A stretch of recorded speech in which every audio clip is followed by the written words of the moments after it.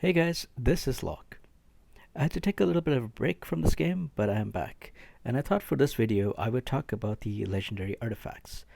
As the game progresses, eventually people will get duplicates of one or more legendaries. So in that case, which are the one or two legendary artifacts that you should be getting?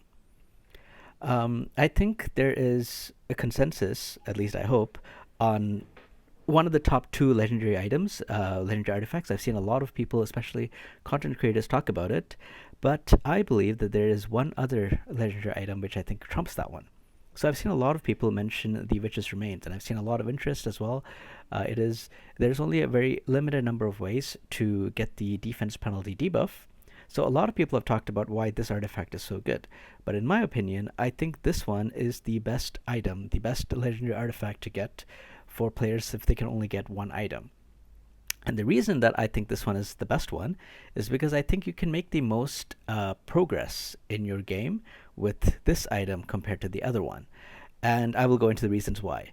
If you are going to get two legendary artifacts, I think without a doubt I can definitely agree that this one and this one should be your choices. But let me go into why I think the Gatekeeper Staff is the best legendary artifact out there. So the effect of what it does, which when you level it up all the way to 20, it gives you 100% of the overheal from the wearer will be converted as a shield. There are some units, especially one particular epic unit, Garius, which can give you a massive heal. He can do like anywhere from like 40k to 50k healing, and if you are already at full health when he does that heal, you're basically getting a shield of 40k to 50k, and this lasts for about 10 seconds. So typically, you can recast Garius's heal every 20 seconds. So if you're doing that, you're basically getting a 40 to 50k healing or shielding every 10 seconds. Sorry, that's not right. If you are using a shield, you're basically getting a shield for 10 seconds, and then he casts it again, 10 seconds after. So half the time you'll be covered with a shield. That was what I was trying to say. Um, but it does mean that you have to use, you have to make sure your characters are already topped up. So you have to figure out other ways, and I can go into that. But assuming that you are at full health, this is going to give you a massive shield. Now, why do I think that is so game breaking? Well, because in a lot of content, you find that your backline dies a lot faster than your front line, and a lot of bosses do all kinds of AoE damage. Like for example, think about these like these units that you're fighting. Think about all of these guys do AoE damage, and we might have two tanks up front, but because you want to do as much damage as possible, most of the time you will have one tank up front and maybe another DPS character. Now imagine just increasing the second DPS's character's health by, I don't know, 40k, 50k, whatever, and you don't actually have to give up any of this guy's uh, like you're increasing their health without actually giving up any DPS, because you're still building them as full DPS characters, but you're able to basically give them a really high shield with this item. So I think that's game breaking to me. And personally, when I was doing the Vortex challenges, yeah, the Temporal Vortex, before and after I had this item, my damage went up significantly. Like I was doing about 19 million damage on the Temporal Vortex, and then I got this item, and I didn't change anything else. I think I only was able to level it up to 16 at the time as well when I got it, and without any changes, without changing anyone else's DPS or whatever. And I used Garius as my healer. I also had a secondary healer as well to make sure that everybody's health was full when Garius used the shield. It jumped from 19 million to 25 million. Like that was the only change I made. And again, the reason it was so impactful is because everybody did so much more damage, right? Because they were able to stay alive longer. By the way, if you're wondering why do I even use two healers in the Vortex, is because when you go to Vortex 4, uh, the boss also does defense penalty on you, every 20 seconds. So it's good to have an immunity breaker. So my secondary healer was also giving the whole team immunity as well as topping up their heals. And then after she did that, I would then use Garius to give everybody a team wide shield of 40k. So that's how I so that, that was massive. That let me survive the boss's AoE attacks for a lot longer. But I think the implications there, and the like basically that tactic, like just being able to extend the HP of all of your characters, is going to play out massively. I think a lot of players are already able to do, the dungeons, the level 9 dungeons of the three graves: the Grave of Rot, the Grave of Curses, and the Grave of Venom. But I think, things like this one, when you get to the later stages, and also the trials, I think this one artifact is going to immensely help you to do a lot better at these, because you're just going to be able to have a much higher health pool. And in stuff like, Pillar of Trials, you do get a lot of enemies that just rush to the backline or do a lot of AoE damage and target the backline, and all kinds of things. So survival actually does become a huge issue for these places. So I believe, in my opinion, and I've used both of these items, and in my opinion, I think this is, if you can only afford to get one item, I think the Gatekeeper Staff is the item that you should be getting. And also, the nice thing about this item is that the secondary stats of Skill Haste is really, really nice, because that's going to give you, when you level it up to 20, it's going to give you an extra 60 Skill Haste, which is enough to bring your cooldown up significantly. Here, let me show you. So I have Garius here, and Garius only has 60 Skill Haste. So initially, he would cast his skills once every 20 seconds, but now he's able to cast it once every 18 seconds. It's actually a little bit less than 18. So if I need to cast exactly at 18 seconds, I mean, I can just set it up. And I've done videos where I show you how to set up your auto skills to cast exactly at the time interval that you need.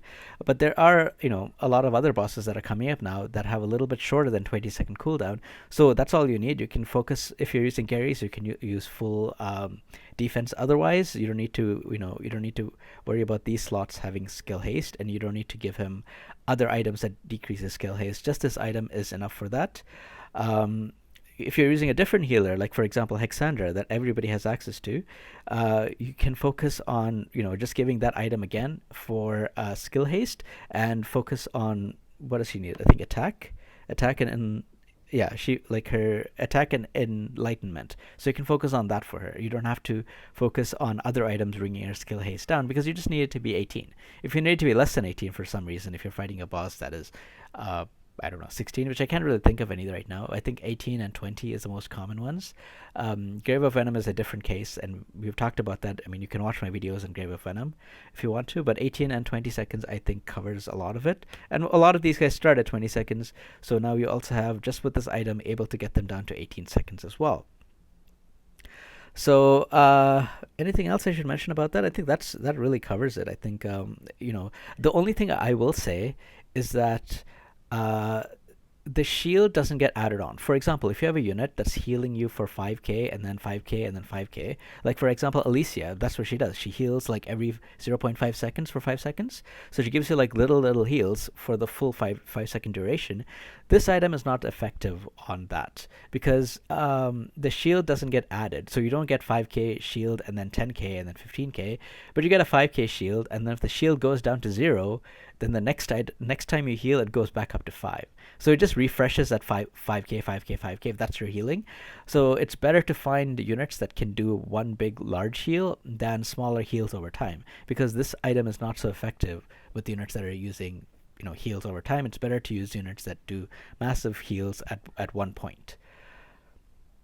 Which remains. So why do I personally think that this is number 2 and not number 1? There are a few reasons for that. One of the reasons is, in my opinion, I mean, there is an epic item that also does kind of similar things. That is the Crown of the Unclean. Because it's an epic item, it's so much easier to get than a legendary. Of course, there is a difference. This epic item gives you defense penalty 1, which only decreases defense by 25%, whereas the legendary item decreases defense by 50%. There's 3 differences. The second difference is that the Witch's Remain is AoE. It hits everybody on the board, but the epic version, the Crown of the Unclean, only attacks one person at once. If you're doing an AoE attack, it's going to pick only one guy to apply this debuff to. The third difference is that the Crown of the Unclean has a much higher chance at inflicting this debuff penalty than the legendary version. I don't really know why that is. I think they should at least made them both of them the same percentage, but you have a 75% chance of inflicting defense penalty with the Crown of the Unclean, and you only have a 60% chance of inflicting the defense penalty 2 with the Witch's Remains. So assuming that they are both the same chance, let's just assume that for a second. With the Witch's Remains, you are able to bring the the defense down by an additional 25%. The hardest fights in this game are boss fights, so there's only one unit that you're fighting against. So in those cases, both of them will only be targeting one single unit because it's a boss fight. In Trials, you are fighting 5 units at a time. In Feymander, you're also fighting five units at a time as well. So in those cases, the Witch's Remains will target everybody. I think the Witch's Remains is very, very good. Like I think it's top 2 with no question. But I think the incremental benefit that you get from going from Crown of Unclean to Witch's Remains is less than being able to use the Gatekeeper Staff and Witch's Remains. You get 25% more defense penalty. So, sure, like you get a little bit more of a defense break.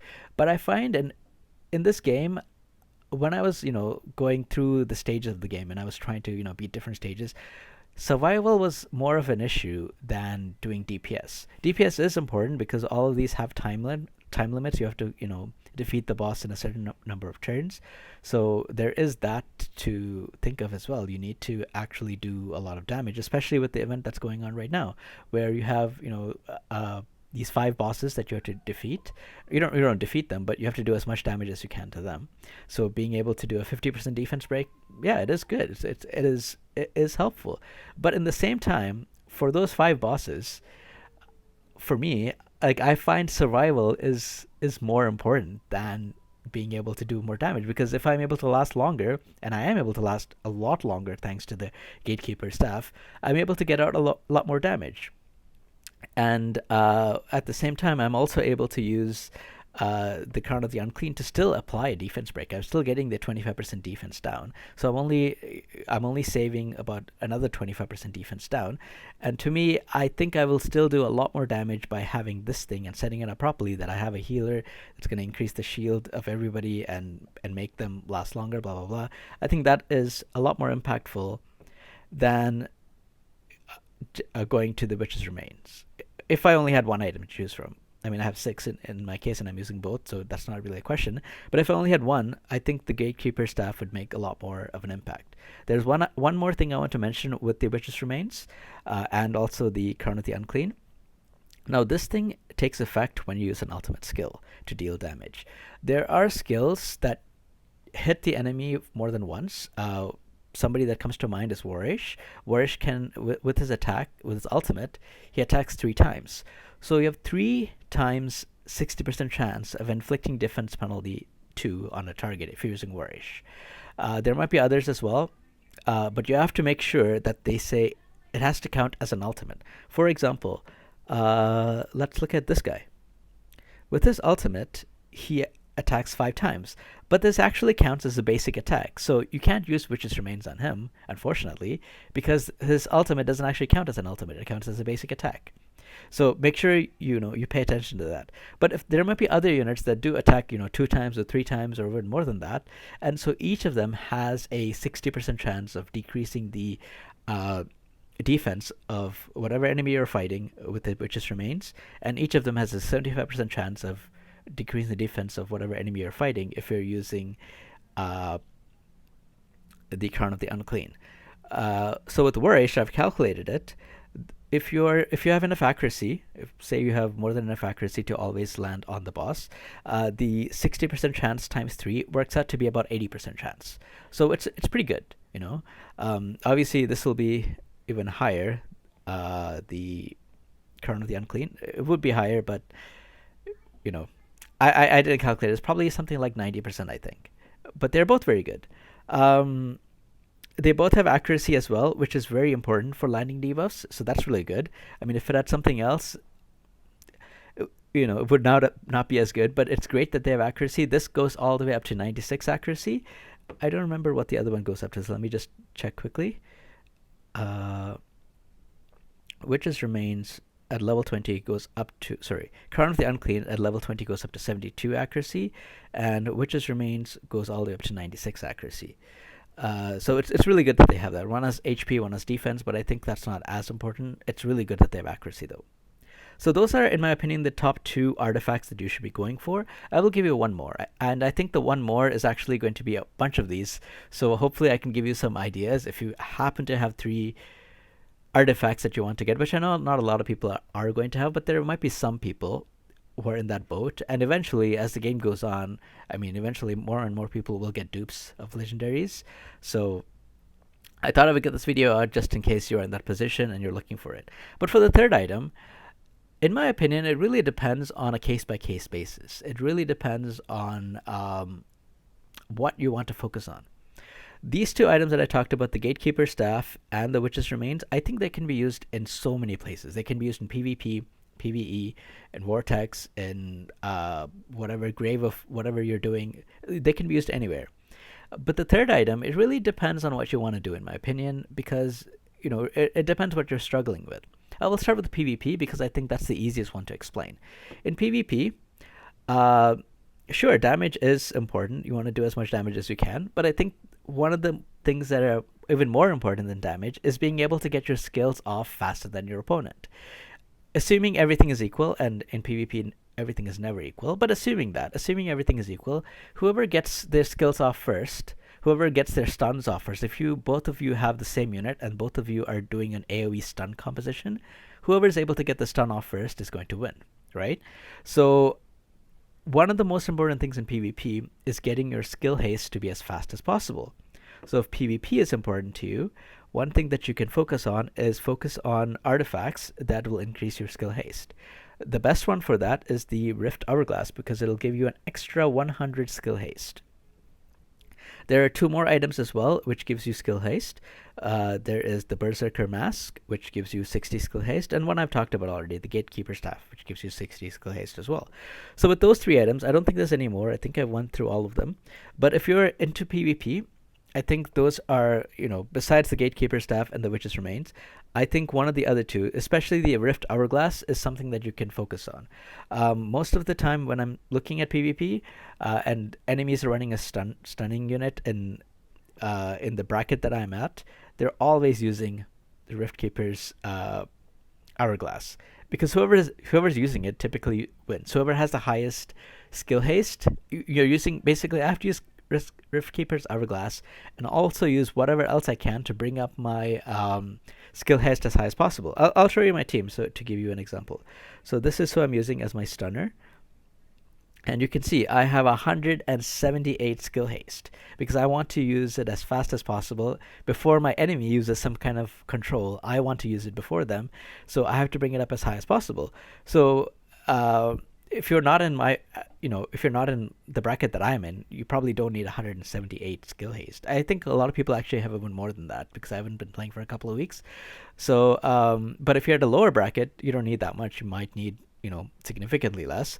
But the Rift Hourglass is going to help you with that. And if you're using it on somebody like somebody that does AoE stun or some kind of key debuff, this is really good, again, because it has accuracy as well. But aside from PvP, I don't really think this item is that useful. If I take a look at my units, there was one that I had an example. Okay, like this one. So with 100 skill haste, I'm able to bring the ultimate down from 20 seconds to 16.6 seconds. But do I really want to, get an item just to bring it down by, say, 3.5 seconds in PvE scenarios? Like, most of the time I want to be able to I want it on the same time as the boss's time, like if I'm casting once every 16.5 seconds and the boss is casting once every 18 seconds, it's kind of the times are mismatched, right? And also I have things like where is it now?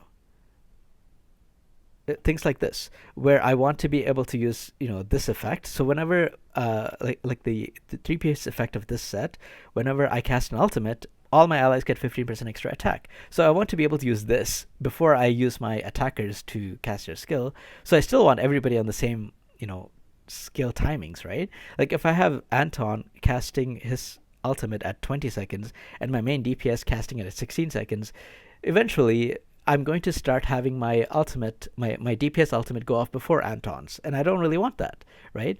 So for PvE scenarios, I don't think skill haste, especially this artifact on skill haste, is that useful. Like there might be some that you want to bring it down from like from 20 seconds to 18 seconds, but you can do that with just your equipment. You don't need to waste an artifact on that, especially because you have limited artifacts. So I think both of these, like Berserker Mask, which gives you 60 skill haste on your stats, and the Rift Hourglass, I think they're good for PvP, but not so much for PvP, not so much for PvE, in my opinion. So the next item for your third artifact, if you're looking for it, is if you want to maximize your damage output. There are a few choices that I can talk about. This one, if you're using a ranged team, it works because the stats, it gives you 60% extra attack. And also, all your ranged allies on your team get 10% of the wearer's attack. So that could come up to an extra 500 attack if you have, say, 5,000. If whoever's wearing this, and they're going to have a lot of attack because the main stats, attack and attack percent, are high, so they're probably easily going to have more than 5,000 attack. So that comes out to an extra 500 attack for every ranged ally in your team. So for Vortex, for example, if you want to increase the damage output of your team, or you can use this. If you want to increase the damage output when you're fighting, these bosses for the event, that could work. There are also other attack choices that works as well, but they are more focused on the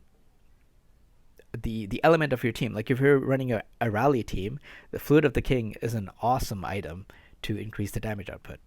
Same with if you're running a Frost team, the Ring of Winter, and if you're running a Wild team, I think this one is great because it increases, all of these increases your damage. Like all of the 12 items up here, they're all increasing your damage in one way or another. I don't think damage is like I if I had limited items, I wouldn't really be using my limited artifacts on these items. I think utility is more important. So again, which is why I talked about these two. So if I had to pick a third artifact, an overall kind of third artifact that would help with PvE, and it's not just damage, I would probably pick this item. Because this one, what it does is it basically gives you a heal 5 seconds after you heal. And that's important in a lot of cases because in a lot of times bosses are doing, again, AoE damage. Think about Vortex. You get one AoE, 5 seconds later you get another AoE, right? And it just keeps on going over and over. So I think this is good, and also has Enlightenment as a substat as well, which is used to increase the healing for a lot of characters. So if I had to choose, and I was mainly in PvE, I would pick Gatekeeper Staff first. I would pick Witch's Remains second. And if I don't care about PvP, I would probably pick this one. If I care about PvP, I would probably pick the Witch's Hourglass. If I care about doing as much damage as possible, I would either pick the Dawn Pipe Organ, or I would pick one of these elemental ones if I'm focused on a specific team. But that's it for this video. I think I've kind of talked about it. Okay, let me give you one more bonus item, because I've seen this item used a lot. It could be useful, it could not be. The Solar King's Horn. This one, what it does is basically increases the attack of anyone the wearer heals by 5% for 10 seconds, and it stacks for 3 times. If you're using somebody like Alicia, who heals multiple times, you can use this to basically increase your whole team's damage by 15% for 10 seconds every 20 seconds.